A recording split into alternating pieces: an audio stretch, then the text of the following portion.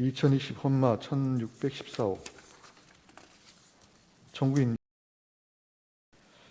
이 사건은 법무부 장관이 검사징계위원회 위원 중 검사 임명과 변호사, 법학교수 및 학식과 경험이 풍부한 사람 각 1명을 각각 지명 및 위촉하도록 규정한 검사징계법 조항에 관한 것입니다.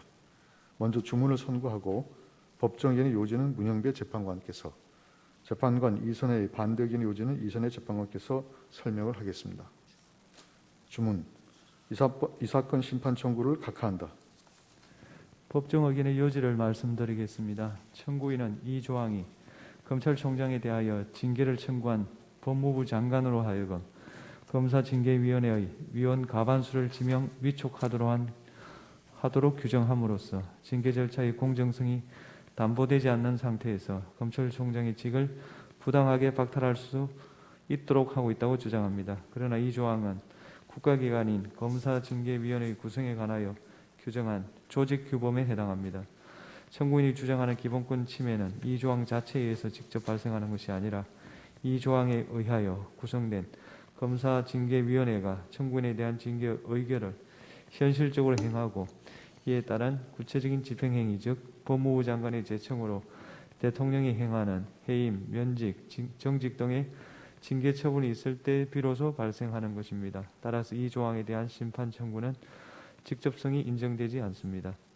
매 징계건마다 검사징계위원회의 위원이 새롭게 지명, 위촉되는 것이 아니므로 특정한 검찰총장에 대하여 징계를 청구한 법무부 장관이 해당 검찰총장에 대한 검사징계위원회의 위원 과반수를 지명 및 위촉하지 않는 경우가 있을 수 있습니다. 또한 검사징계위원회는 해당 검찰총장에 대하여 무혐의 의결이나 불문 결정을 할 수도 있습니다.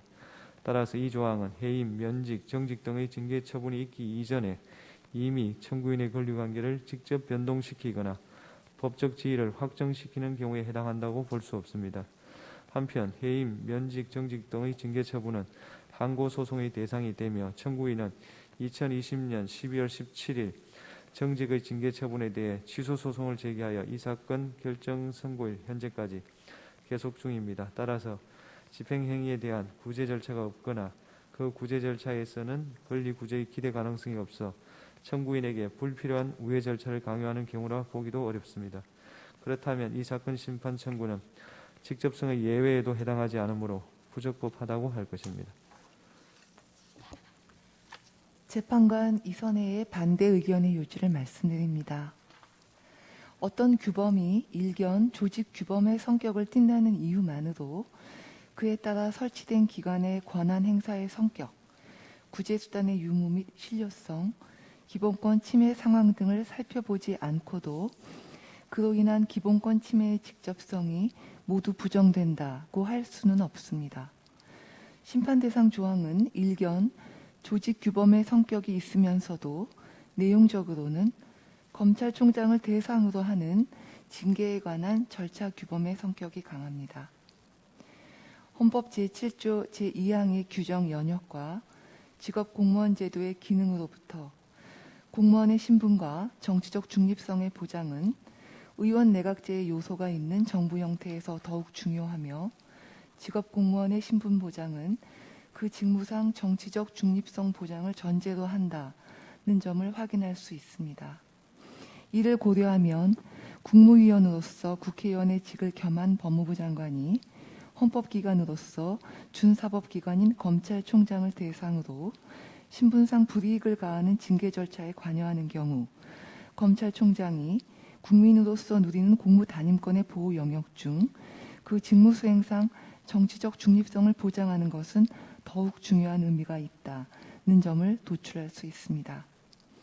이 사건의 기본권 침해 상황은 공무단임권의 보호 영역에서 금지되는 공무원 신분의 부당한 박탈 또는 권한이나 직무의 부당한 정지에 해당하고 문제가 되는 부당성의 핵심 요소는 헌법 제7조 제2항이 보장하는 공무원의 정치적 중립성의 훼손입니다.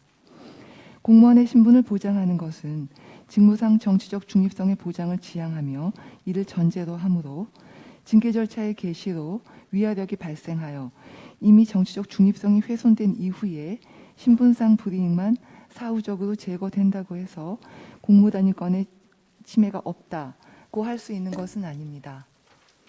이 사건 심판 청구 당시 청구인이 주장하는 기본권 침해 사유인 징계위원회의 다수를 법무부 장관이 지명 위촉하는 상황은 심판 대상 조항 자체로 이미 명백한 상태였고, 이러한 사유는 징계를 청구한 법무부 장관이 국회의원의직을 겸하고 있었으므로 준사법기관인 검찰총장의 직무수행상 정치적 중립성 훼손 여부와 밀접한 관련이 있었습니다. 법무부 장관이 징계위원회의 위원을 지명 위촉하는 행위는 지명 또는 위촉된 징계위원회 위원을 상대로 한 것이고, 최종적인 징계 처분에 이르는 기관 내부의 절차 관여 행위이므로 청구인을 대상으로 하는 공권력 행사로서 심판 대상 조항의 집행행위도 보기 어렵습니다.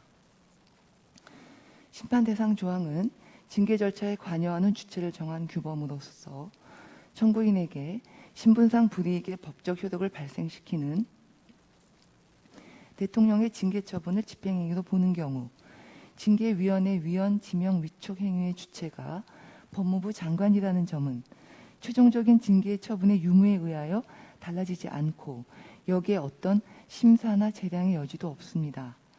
또한 최종적 징계 처분에 대해서는 항고소송으로 불복할 수 있지만 그 처분에 이르기 전까지 일련의 절차가 진행되는 중에는 항고소송의 구제수단을 밟을 수 없고, 징계 처분 이전 단계에서 이미 훼손된 정치적 중립성이 항고소송을 통해 회복될 수 있는 것도 아닙니다.